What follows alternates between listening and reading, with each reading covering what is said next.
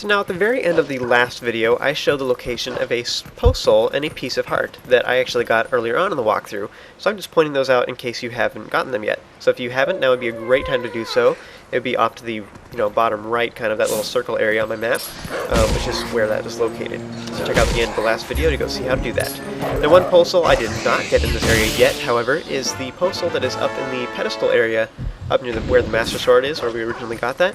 It is out here only at night. So you can, now that we have the portal here, you can check that out sometime when it's night to get postal number 51. Also in the last video, we struck the pedestal up there in the Sacred Grove using the Master Sword, which removed the Guardian statue blocking the doorway up on the nearby ledge. We also acquired the portal for this area, so it's a little upgrade we can get here real quick. Underneath the ruined stairway, you can turn around and find one of the 2 golden bugs that are found within this area. I actually got this one earlier on in the walkthrough, but if you haven't done that yet, now would be a great time to do so. Once you have that acquired, you want to go ahead and turn around and climb up the block to get up on top of this platform. Now that the Guardian statue is no longer present, we'll be able to enter this very mystical, strange door.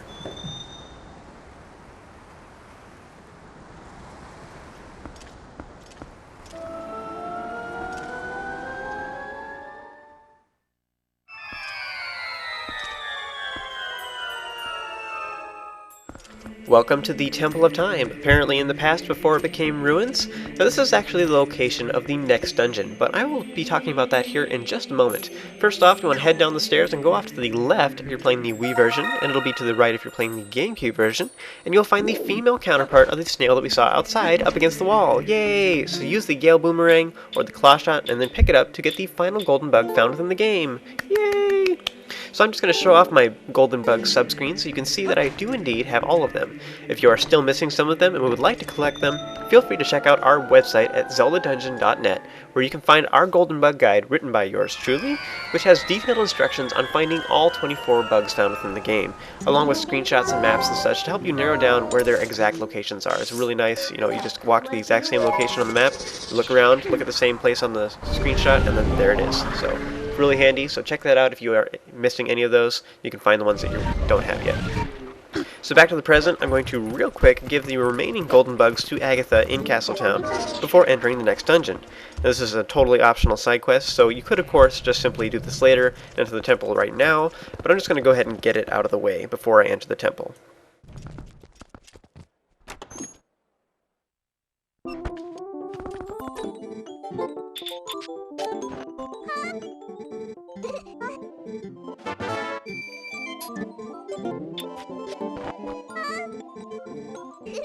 Once you have given Agatha all 24 of the golden bugs found within the game, she will say how very happy they all look, and that you have worked very hard to bring them all together.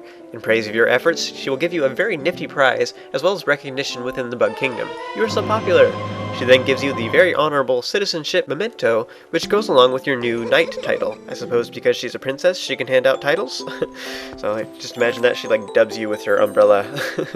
Anyways, so at long last, she will give us the giant wallet, which allows us to carry 1,000 rupees. Woohoo! So as much needed. Doesn't that just make you feel all warm and squishy inside? Squish squish. This will come in very handy, especially when using the magic armor, which is really useful in the lengthy Cave of Ordeals. So that's all we really had to do here, and that is all we had to do for this side quest as well. So at long last, we will be entering the temple for reals. You want to head back to the Sacred Grove, climb back up on top of that platform, and enter the fancy time door of fantabulousness.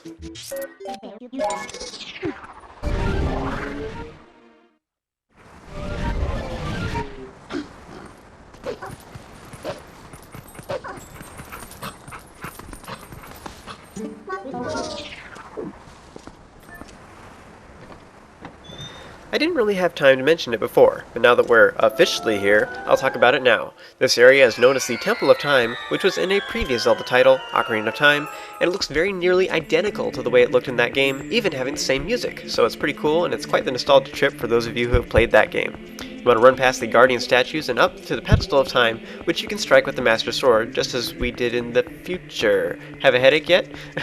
Actually, I think this is a little bit overkill, considering the pedestal itself already has a few functions in this game, which are all totally different from each other, and completely different from the single purpose it served in Ocarina of Time. So it's kind of a major detail to change in my opinion. Anyway, striking it will create some fancy magical stairs that lead up to the stained glass window. As Link draws the Master Sword out, we'll see a familiar character, Uku, who runs past and goes into the stained glass windows, which turns out to be like a hologram or something. Perhaps in the testing phases, Nintendo found that the stairs alone weren't obvious enough for people, so they had to have a chicken character running past. Anyway, we'll learn more about what she's doing here in just a moment. That concludes this video, and it also concludes this chapter. Chase after her and enter the next dungeon of the game, the Temple of Time.